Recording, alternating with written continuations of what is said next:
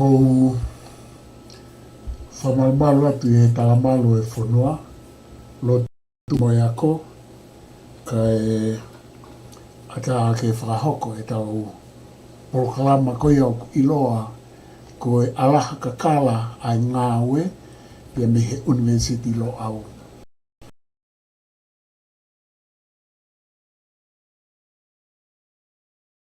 Ngahi Tukutukulaumea kei Tolonga Mai i ngā sivlaise o a whoki tonga. Pea o kou teiki mo tolu kotoa pe, kou whaambeke o whakatulou atu hei ki he kere tupu a e kakai o e whonoani te whito ki he matakari nana wala. Pea mo nā puri o ka nau tolu a Kenipelani, o kou whahoha atu me he maananga Kenipelani, ko au pia mo Luseane Tuita-Nakao Lafitani, te ne hanga o whakahoko atu ai e tau toki kau atu ki ai. Ai a koe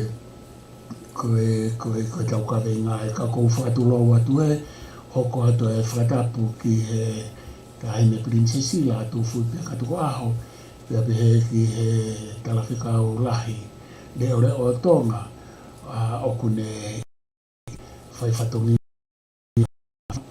Pia o kou whatapu atu ki ngā hi haa kotoa pia.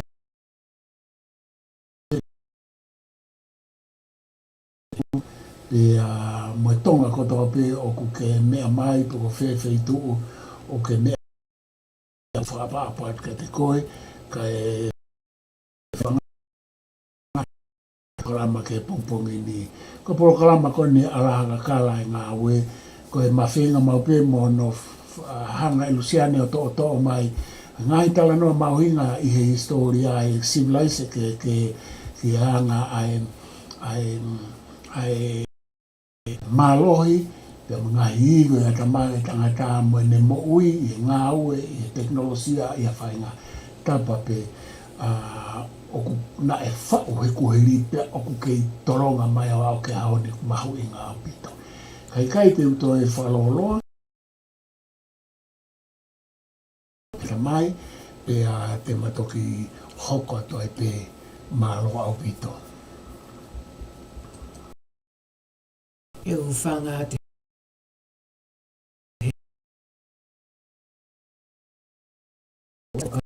koe Alaha Kakala i ngahi Ngaue. Koe ngahi mea whoki i he tau nofo. E tau nofo peo mamata ki he ngahi.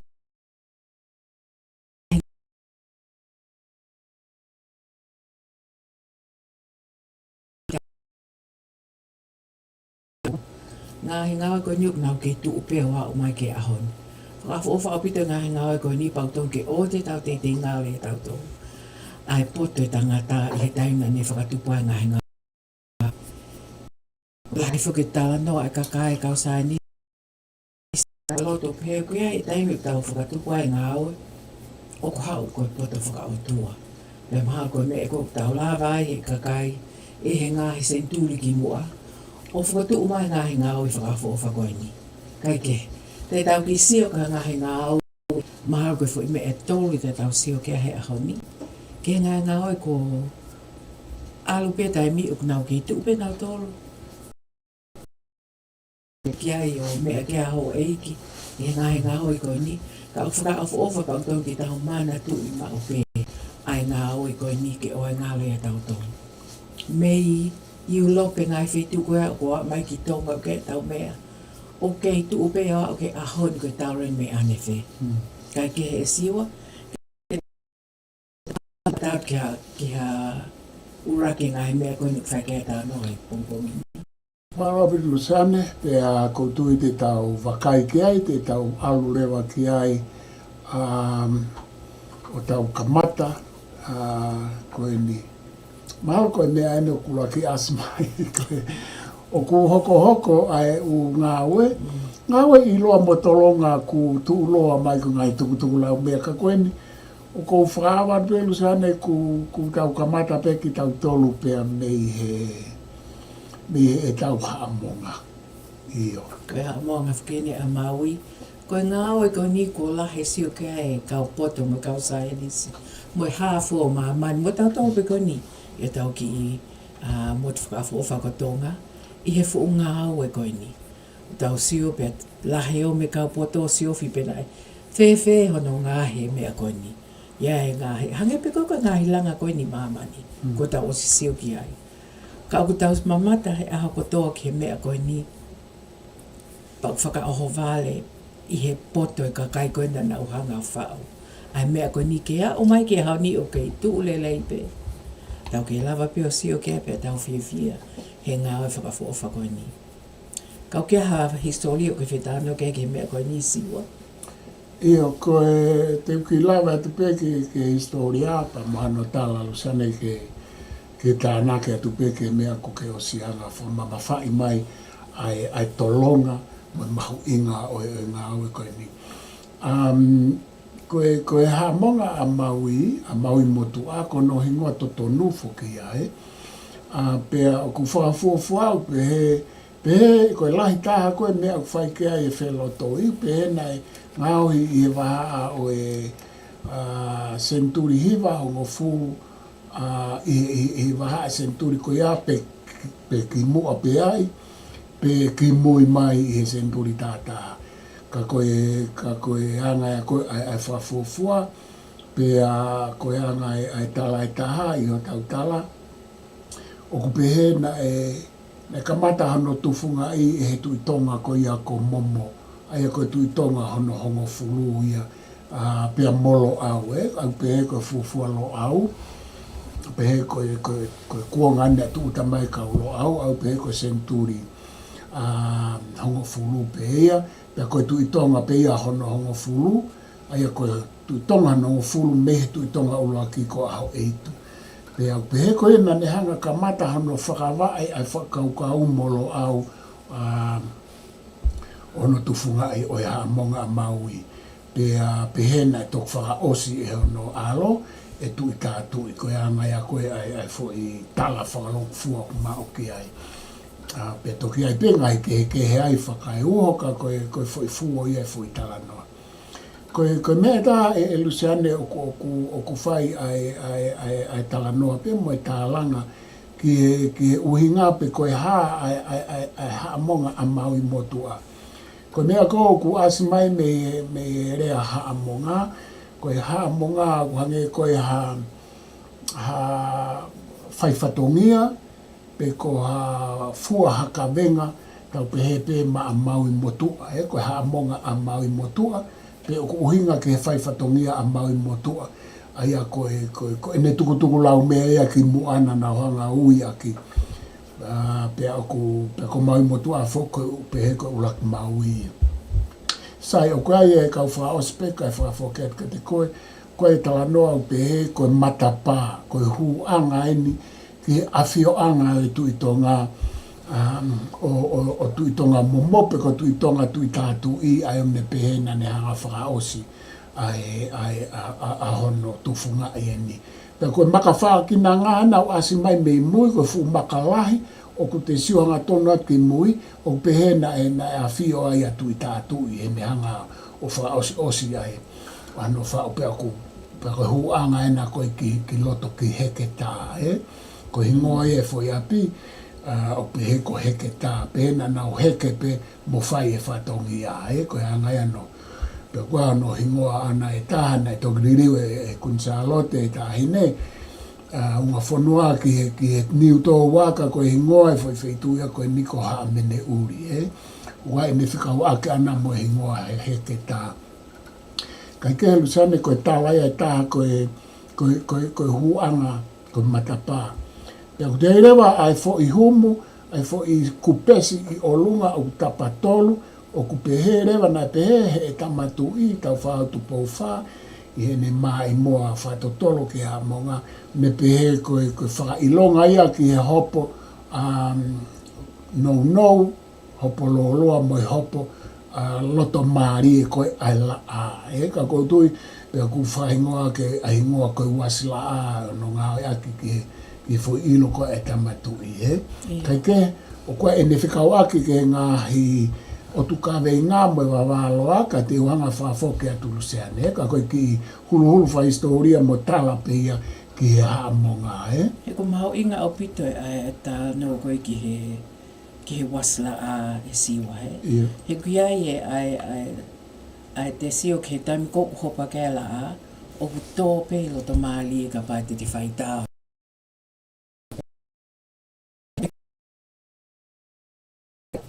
It hits ai fo I wasla a koe ni he mai mua koe e tamatui. Ka koe mea koe lau. Maha koe mea koe ni was multifunctional. Ia.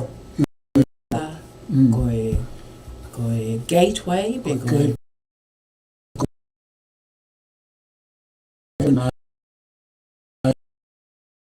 lotu,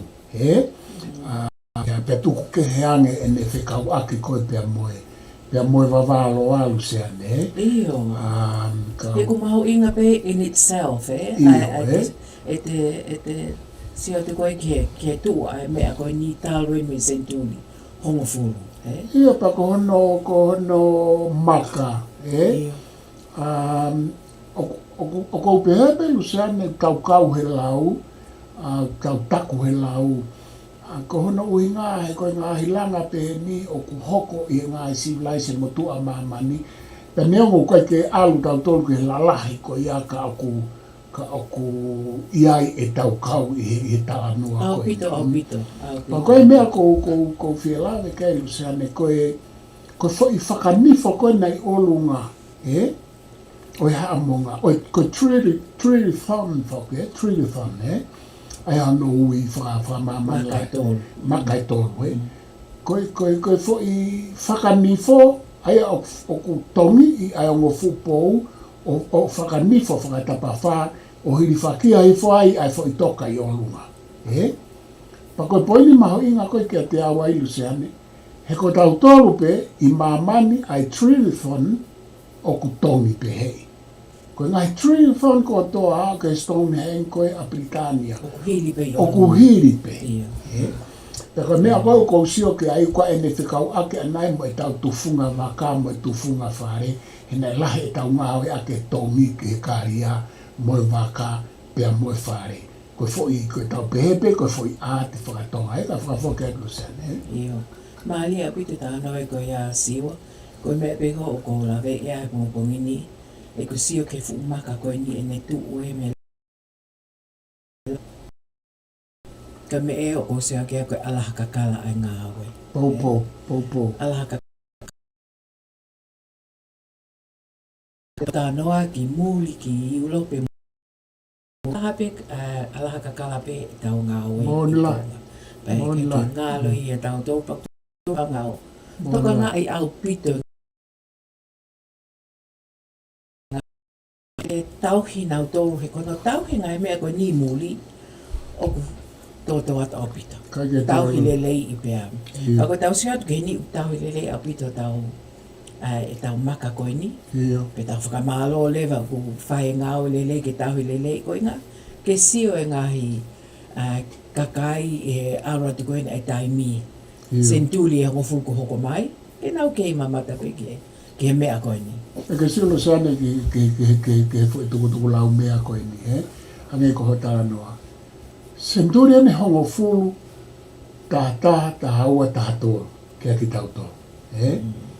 Pea ku tau whaamu pe, ke pehe mo e tau ngāhi Tukutukulaumea, mo e tau ngāhi Ngaue I e ahoni, ke malawa ke tolo. Malawa lahi taha e tau Ngaue, tau tolu ia he kai ke hau e senturi taha mo vete.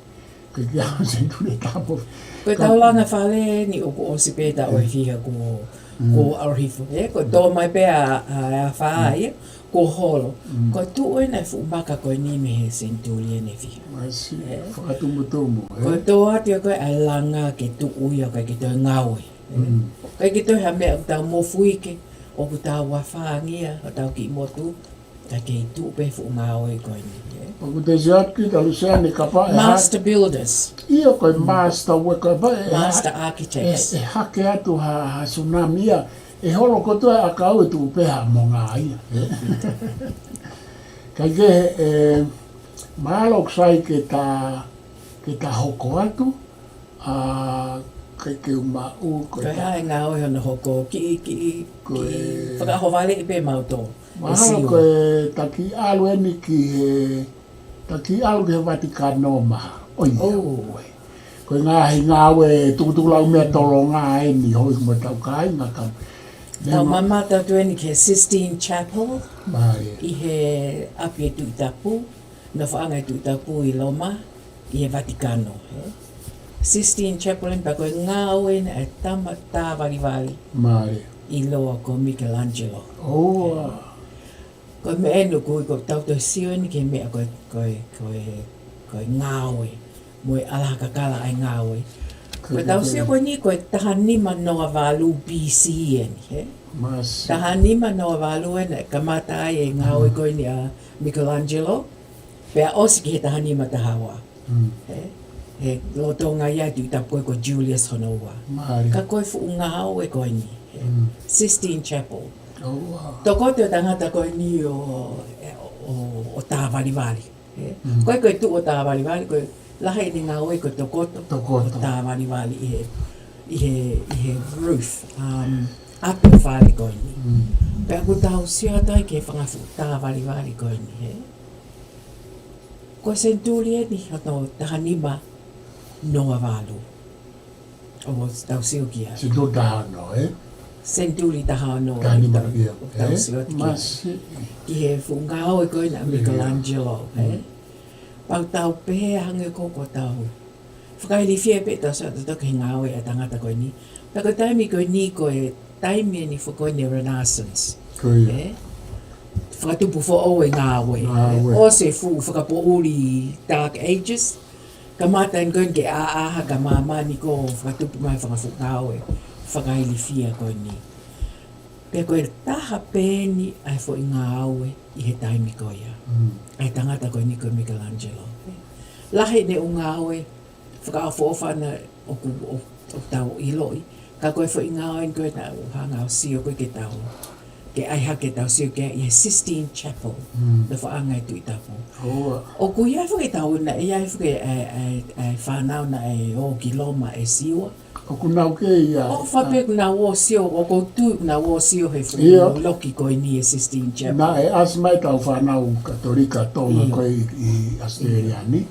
Ia nana wau ke. Ka hofa mo on he. Koe te alu ka pau te mo te lava alu o wholawat ke whanua koe ni. Mo o sio ke ngahi Ngaue e kakai koe ni.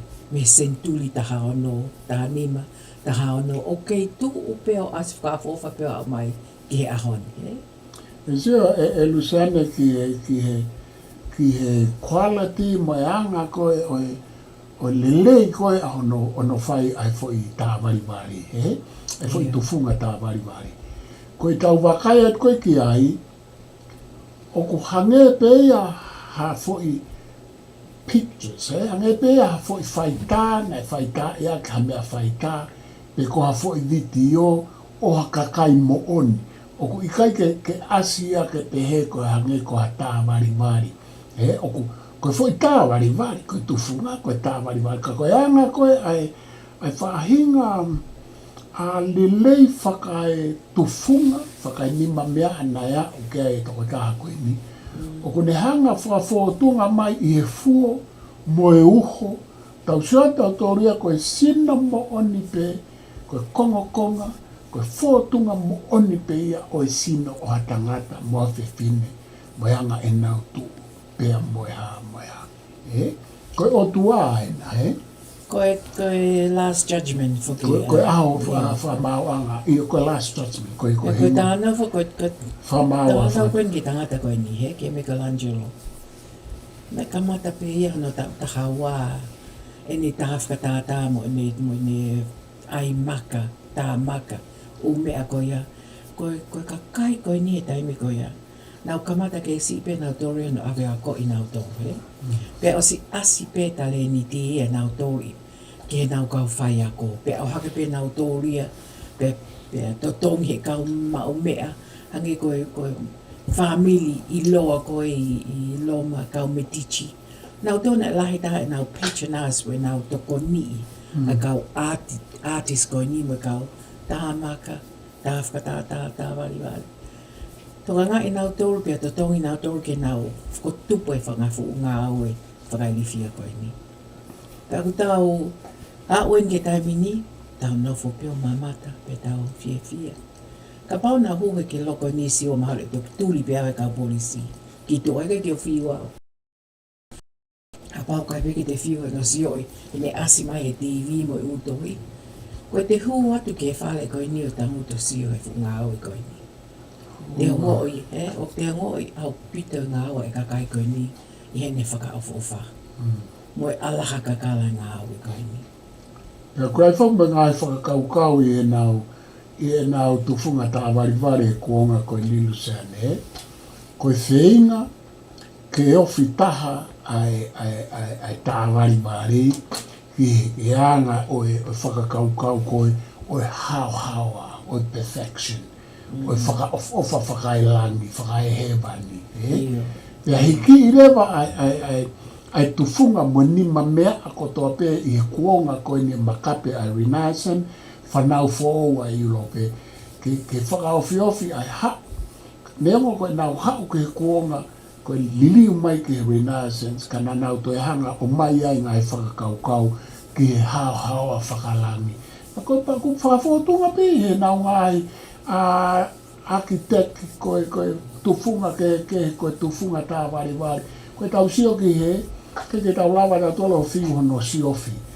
Ai potu tatau, ai whakaofa, ai mawhana mai, ai harmony, ai anga, ai whakaofa hono ngahi lanu, Pa koe mea Luseane na uwhanongo ai na ulaki, hange koe na ulaki whai hono tā anai na kei kia hanau wala ia o nau tolo e kamata.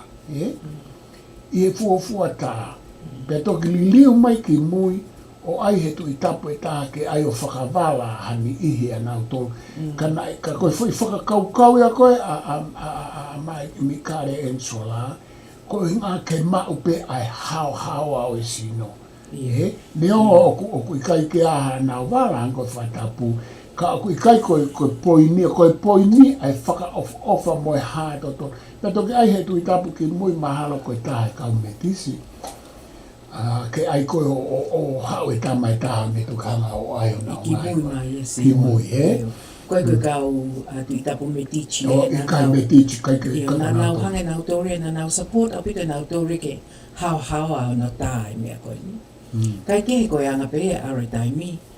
Hange koe taimi ni ko pau ke ase wala e ku e whita pui ake mo e hāfua ngai mea koe. Ka koe whenga Michelangelo ke ni hanga tā whakatatau ki ni whakaukau ke whotunga o tua. Perfection. Koe ni whenga ia. Koe ni whenga ia ke ne try as much as possible ke ne au sia e ne whakaukau ko pe koe perfection. Mai he ne o tā wali. Kai ke, ku tau nau whai tau ni. Koe taha ni manoa wālu e ne ka mata hano tā mea koe ni. Ko tau taurin he wāwhi o ua 2023. Wāwhi ua tau. O ku tau ke mamata pe ki ai, pia tau ke māli e ia pe, pia tau ke whiawhia pe, o ke opportunity ke tau sio, ke ngahi Ngaue whakawha koe ni. And I think sio o mahau koe, hange koe no koe ako koe tamai ki he taimini, ke nau mahu inga ia he mea kōkulava o Tolonga. Koe poin mahu inga. Iyo, ke nau sio ke Ngaue ai kakai koe ni o ku Tolonga. Pea nau whenga he nau ngahi ako ke Tolonga. Pea ke tau sio ki mui ki he kahi Ngaue koe ni, e sio o ako maope, o manatu i maope a Ngaue lahe ai kakai koe ni. Ia, koe soatu sane ke tau talanoa koe whetanaka pa koe mahu inga ke tau koe Tolonga, whakaukau mape ke whai a Ngaue, ke ai ke lerei taha, hange koe moto koe ai tonga high school ki lerei taha, he koe lerei taha, o ku malawa ai ke Tolonga, he o ku lerei. Pa koe tui na langi mama o pe he a tau whahautu pou whae ne hanga whaingoa ai moto e tonga high school ki lerei taha. Ake foi whakakau whakakasika koe ni. Classical. Koe classical view, koe ne tolonga koe hame a e makatuunga ia ka pau ko no quality ko le lei taha ia. He kai kia hame aia e lei taha e ta e le lei pe tolonga. Best and permanent. Best and permanent. Aia koe poi mau ingana ke toa. Pake sio Luseane hange koe tato e whoki mai ki whakaukau ki tau hamonga. Oku si kau pe tau hamonga e lau koe best and permanent o ana ngalo e tau tolu. Nei pe Tukutukulaumea e tau whangakui oku kau he tolonga. Senture hongo fulu. Koe tau e taha awhi koe tau hamonga anu kei tupe. E kona whakaukau I hana whao ai haa monga he. Koe fu Ngaue lahi. Hona o mai maka. Koe tau seo tuken ke kuonga na ke kia ha tau palau pe ko ha tau whangafu earth movers ke wai whangafu mea koe ni. O mai ke whai ake langa. Koe manpower he. Aia koe tau seo tuke he poto kakai koe he taimi koe ia. Ia pape. Ke lava o whai o whai pape hange koe launa e omi mei tahi. E haa watu pe koe ngai makanina o mai mei motu. O mai mei o vea mo futuna ka tau sio koe mea kōku asi mai Luseane. Koe Ngaue lelei, Ngaue lahi. Koe Ngaue o ku whai aki ai osko toa e mo ui, oskia velenga. He koe uhinga ya koe a ene lelei. Ne kai kei toi tuku hairi. Koe the best. Koe ne osinga ya no taaki mai ata mai pe moi. Nga hivi le rei ko toa pe o toa taha tufunga pe ni mamea. Malo sai ke ta hoko atu santu ke ka pau te a mea ke whi tānaki mai. I kai maha ko taim ke tau ki I Arakea fo I Ngaue. E o tau alueni ki he... Oia ue. Ke kolosiu meni. Nai o ke hen mo tau whanau pilikimi tonga koe mea se ni me asmena na o ke kolosiu me. Paka o fo whaau pito. Kono foi ata na tahapa, kono foi ata e taha. Iyo. Ka taula kamata foi ata koe. Koe fu kolosiu me koe ni, he? Na e whaoeni I he ono fitu. Ono hiva, AD, ke fitu hiva. Aku tau peko whita o hengo furu na e whaoai furu. Ai fu kolosiu me koe ni, he empola ko Vespasian. Te koe Vespasian. Pea whakaosi na osi koe kolosiu me ko Arakleva taitusi. O empola he taimi koe na osi ai kolosiu. Ka koe fu whao koe ni. Koe toko nima mano, ki he toko walu mano o ku hao I he fu whale koe ni. Rai fia moi. Koe tau seot ke tau u wheitu he taimini tau o se o ka pulu ai maha kua o whamano pe whiha. Koe fu mea koe na e whao koe ni I he ono hiva AD. AD ki muia kalasi. Koe toko nima mano. Ki he toko walu mano. O ku hao he fu whale koe ni. Pea koe lalo te hango mu mamata ki lalo, ai koe asi koe. O ku iai e koe wheitu uiok na tu koe whangamanu mo kakai mo kau mea koe na naomi ko compete o tau koe I olonga. I olonga. Koe foi whari ki whoki e. Iyo. Pea koe underneath kada kums koe lalo koe te whale koe ni.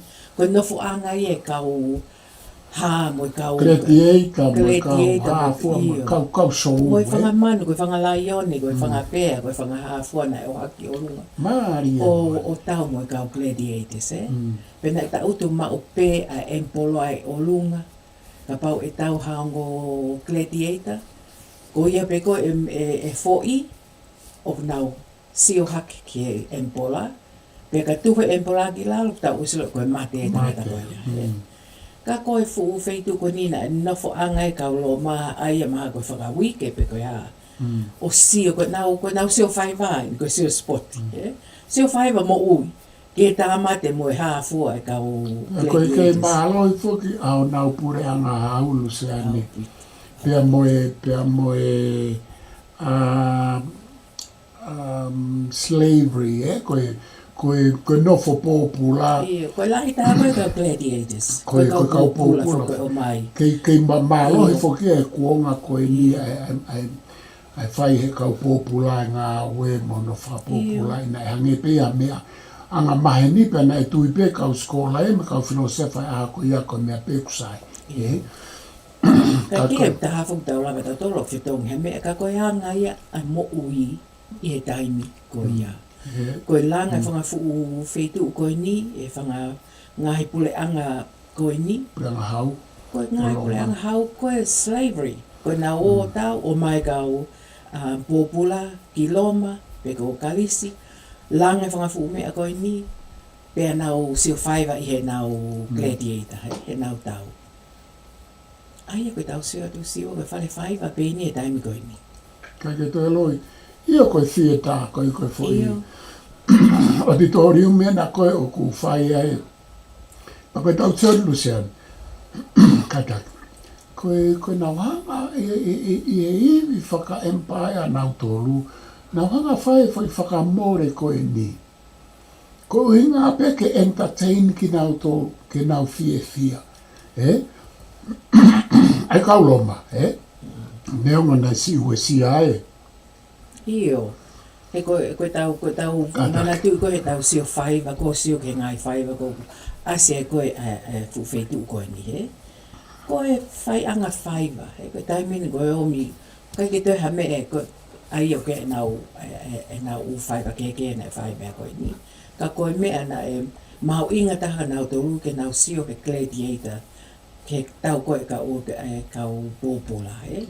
Tau moe whangamanu, pak tau o simamata ke e tau. Sio he ngahi whaiva koe ko asi mai ono. Ono whaka asi mai whainga mea koe nei whai koe u wheitu koe ni. Ka aku tau kei nau whopea o whakakau ke fu Ngaue lahi. Peheni, wahanga hono langa, sio ke architecture taimi koe ia. He koe tau seot ke taimi ni. Nau mandu nei whai koe documentary na o sio ai. Koe fo ilanga i loma na e whenga ai ako i ako architect i Amerika mo loma pe ke na hanga o copy, he? Whai ngata a ke na hanga o whenga i ke tua fo i mea koe ni. Iyo. Fo ilanga koe ni hono a koe koe tamai ki architect e taimi ni. Monla. Tinga e koe ki whakau kai pena e whē e na hanga ko I loma. Ko na whakatu e tau mea ki taimi koe he koe it's nearly impossible, eh? Ka koe tau sea te koe ke na wā koe kau architect.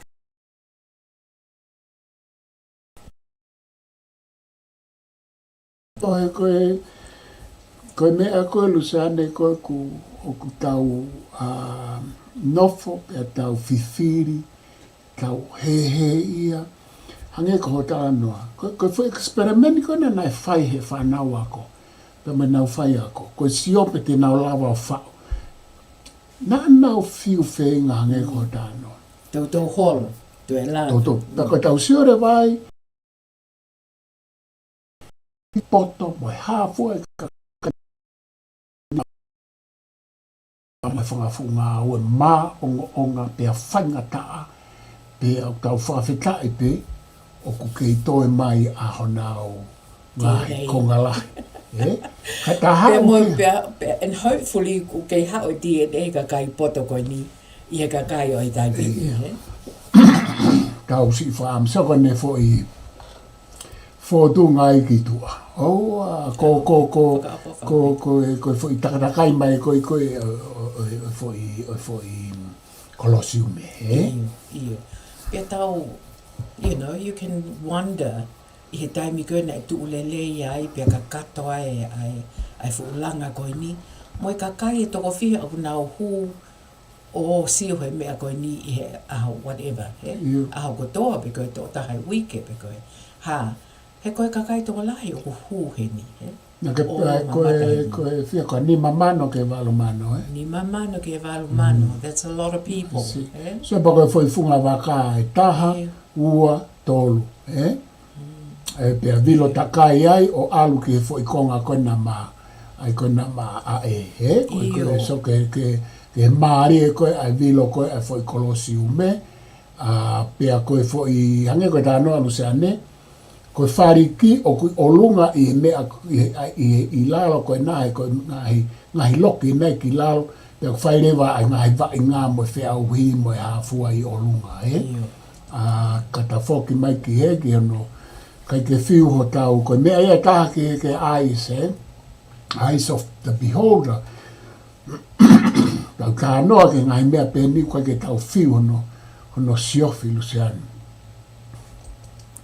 Pe te tau ke sio pe tatori a ke tau go into another country, into another life. E o se tau mo i me mamani koe ni, te tau ke siofi pe ngahi Ngaue koe ni. Te tau ke oho vale pe, te tau ke oho ka ia pe, I he ngahi Ngaue koe ni. And we're so lucky, O tau lava ke sio ke ngahi Ngaue ka oho koe ni. Because this is the best and permanent, Koe whangafu o Ngaue, whakawha o whani pe o kei tu upea o ke hao. Mahalo sai ke ta hoko atu Luseane, ki koe toe e ta pilamita o kisa, ngai pilamita kisa, koe Ka pao ki hena ha whakatata sio ke tau sio. Tau ngā unu ki ai. Koe ta whakatata e ua, Koe whakatata ua ki. E mai ki he, o ei ki mo tōko tō. No, mamata mai pongpongini. Ko tau sio ini ki he fuu pilamita koe ko Giza. Aia ko pilamita whakenu pui koe the Great Pyramid. Koe pilamita lahi tahaini, mo e whakawha tahaini, I Kufu. Pak mo mamata mo pe atu ki ai, Langa ini e whelo koe ni ko Kufu, a pilamita koe ni. Pero I think this is the koe lahi tahaine ngai pilamita. Iyo. Ai oku, te uki awata haki mea, oku na langan I he ua nima fitu nima BC. Maare. O pehe nai osi ki he ua nima anonoa. Ka koe hange koe pe tau whakaukau sio, koe fo ita o pene nima. Ai fu Ngaue koe ni hange koe whakai lilifu. E te whakaukat na e tau pene nima hanolanga mea koe ni. O ku kāwe ni he no tā koe 7 wonders of the ancient world, o ku kei tuu. Koe mea pen o kei tuu he fo I wanda koe ni fitu. Na e tāla koe ni koe 7 wonders of the world. Ai o kawai koe ngā hingoe ko Papilone. Koe fo I wanda koe ni, koe fo I mea koe ni, whakahovali, whakalifia koe ni, o kei tuu. The Great Pyramid of Khufu. Aia koe te oki I whakamatala pe siwa koe mei lalo ki olunga, koe whangeau walua, fute e whangeau walua. Ai ma olunga fu pilamita. Mahalo sai ke ta hao ki he, ko Kufu nei loto. Iyo. Koe Great Pyramids, ka koe fo I pilamita koe I loto mari koe pilamita, koe Great Pyramid of Giza. Pea aku pehe o ngahi aki ai limestone. Aia koe limestone o tatau koe mo is limestone the same as our trilithon or not? No? Ikai, limes, ikai. Koe coral stone e tau trilithon, Ai tau hamonga, Aia koe limestone fuki koe me he maka he whitu koe ni, Iyo, maka whoki o ku ka aki mahu inga mai, Iyo. Pea moe granite. O ku lang ake fu pilamita koe ni, Ai koe granite fu koe lanu uli pea ku very, o kangea maa pele, ai granite stone. Ka koe limestone ka koe o mai whakafu umaka koe ni. O tele, whakawhi unga, ki hono langa koe mo hono architect o nsiniai, ai whakafu pilamita koe ni, Ai o nau pehe koe. Koe whangafo I poloka koe ni pilamita koe ni koe 2.3 miliona. Whangafo poloka ai 2.3 miliona. Aia ki a ke Kufu pe, ia ka pilamita kisa pa. I loto maari e koe. Ua poini kia? 2.3 miliona. Iyo, ai ukonga maka. Whangafo piliki e 2.3 miliona. That's a lot of bricks. Masi whamana wahe au pito kou ki ni nimo. Pau nau whakafuafua, ko 5.75 miliona ai toni. Ai koe toni e 5.75 miliona. Toni lahi whakauri. Whakaluku fua ea ma mawhai fumea. Iyo. He koe tau si ofi, koe so mo ka pāti mo mea mai ki whakatata koe ni. Ai lue koe a kakai mo e whangaka meli koe ni mua. Koe whakafuafua e koe na whakatatau atu nau tolu ki he fuulanga koe ni. O to ilonga ngai ai maolunga mo whakaafu ofa mo whakaidi fia langa koe ni. Langa pen he kakai.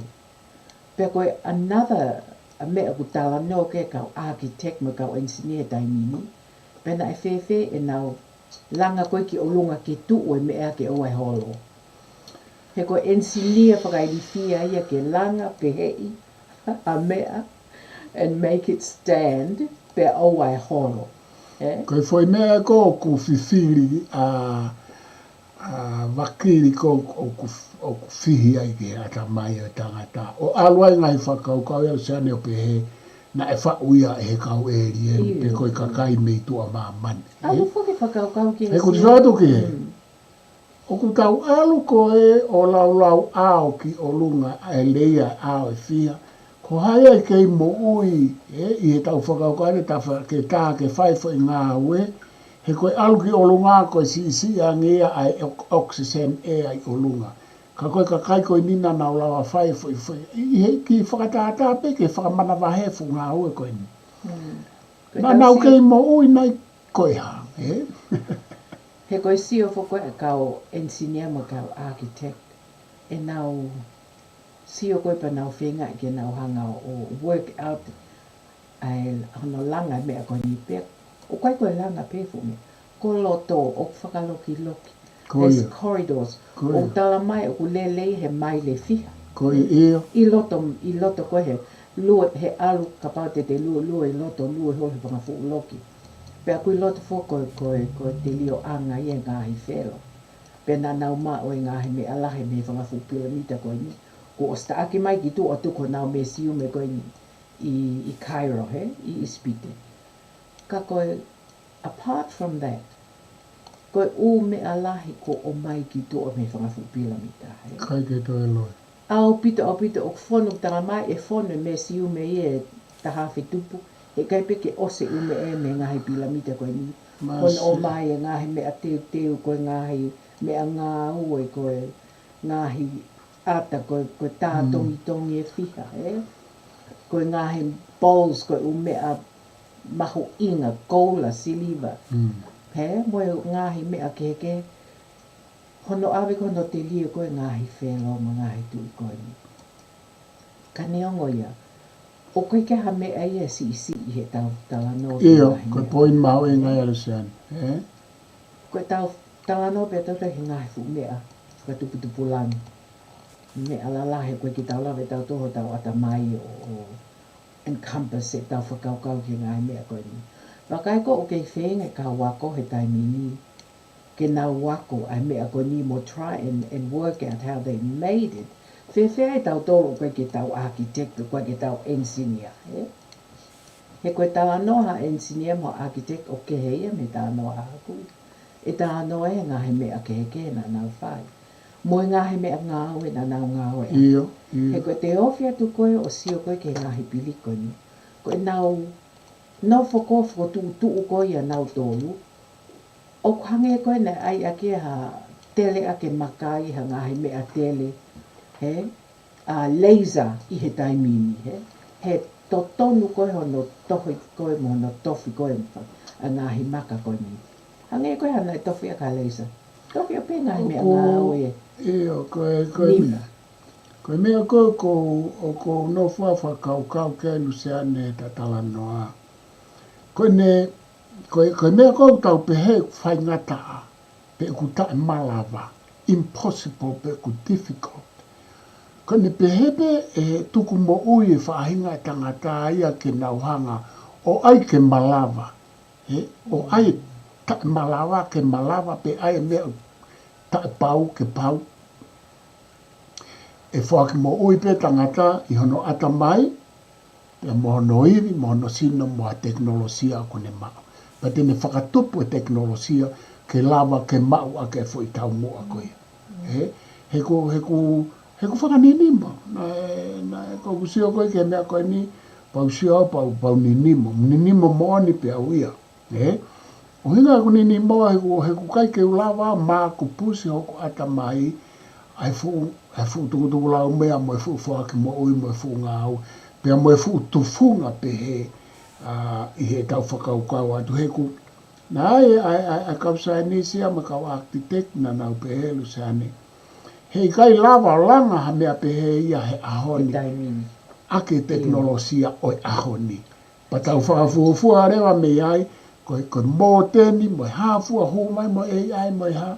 Ko tala mai he kausa nisi mo e a kau architect. Ko mea ko o whihi ai pe a whakatupu ni nimo ke au. Tala mai nau tō luia ke nau lava kau architect o ngoa ma mane ahoni, ke nau langa ai i he ahoni, ake teknolosia he ahoni.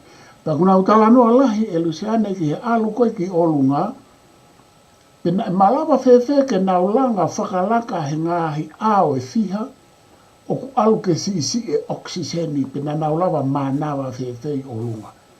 Na koe foi fehu ia, o ku foi big question mark ia, o ku huma ia i koe e whakaukau ia o tala noa ki he alien.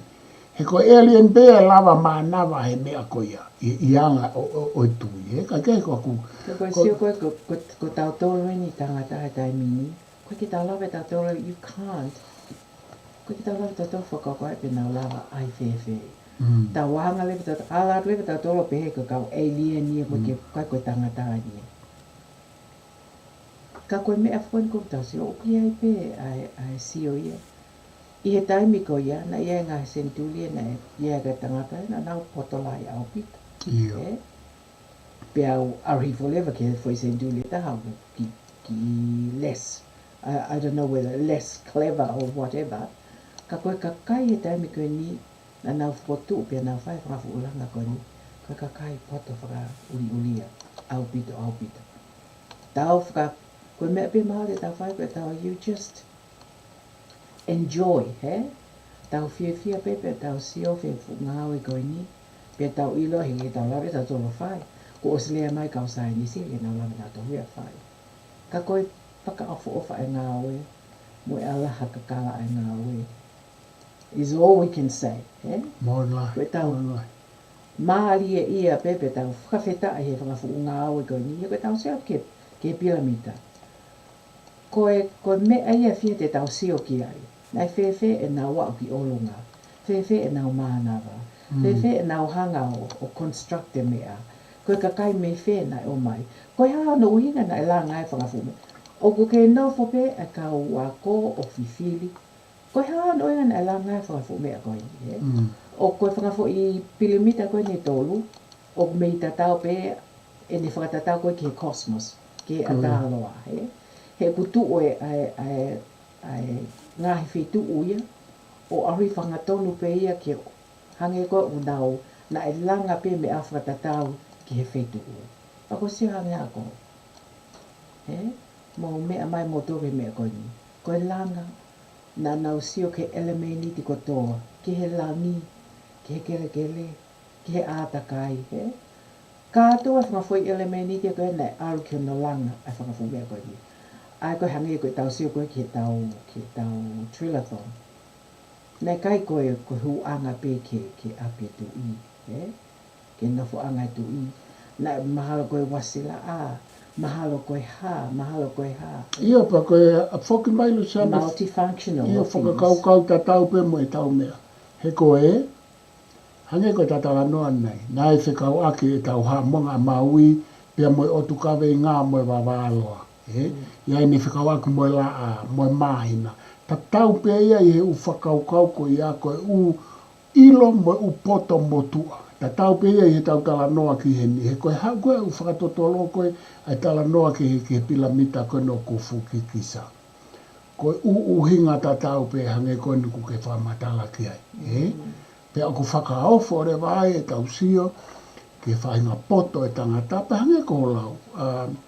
Lava o tau alu koe kai ke tau lava maa kupusi pa tau peere o koe haurewa ngai whakaukau e UFO pia moe hau e eri ni mahalo ko whainga teknolosia po whainga kakaya me tua mamana na whai fo ilanga. Ka tau whoki mai ke poini koe, ko lava pe he tangata kene tau mua ki hafo I ka veinga fo lau, pa ne hanga whakahoko o ta tau ai pe, lai ngai mo I la hia o I kai ke omi Luseane, na ai more he fo I ngā ue koe.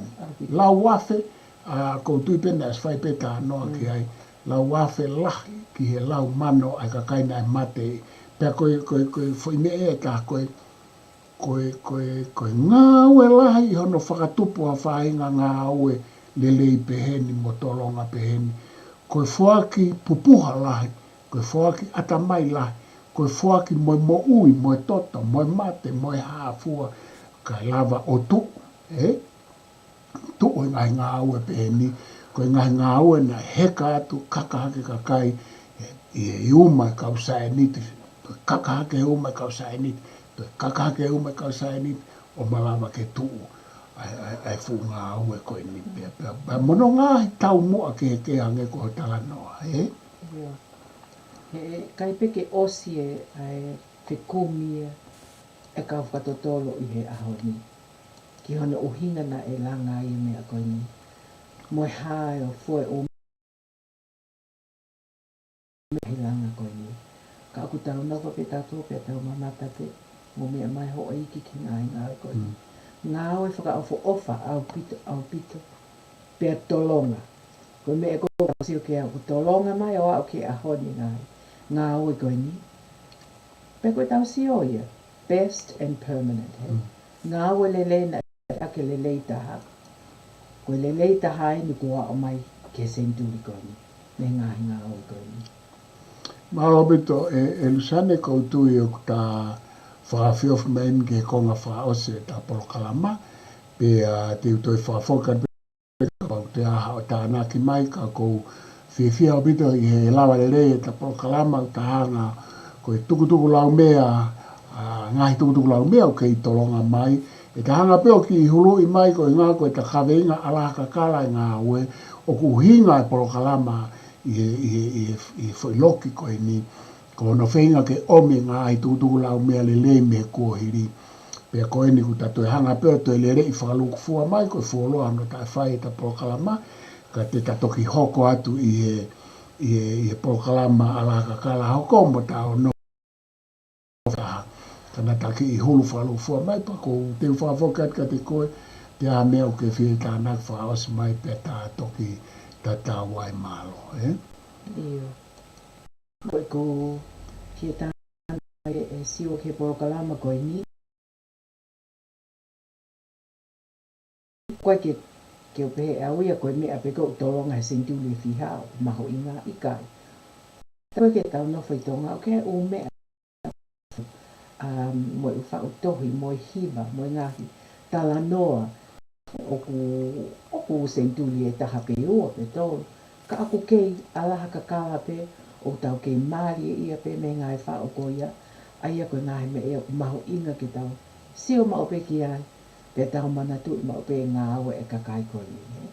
E to e aratu ki e whai pe Polokalama koe ne Alaha Kakala.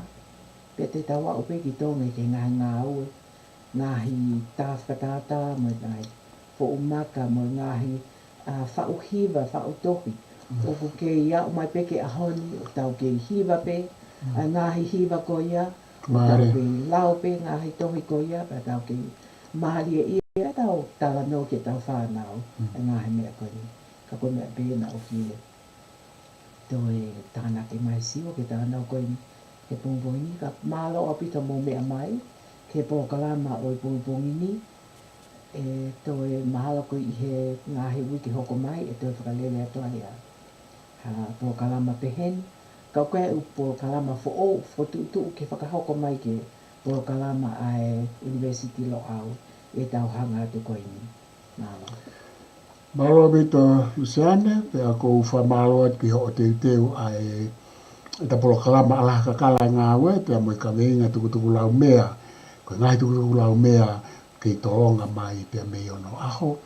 Pia te matatau atu he ko whamalo te pa ko whamalo.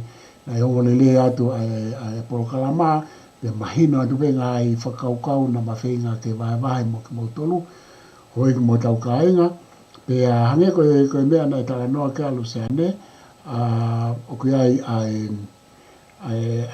mahako a Polokalama fo o e ua pe tolu. Ai lo au e whakahu mai ai tau alu koe ni. Koe tau Polokalama te tau whakavaha wike.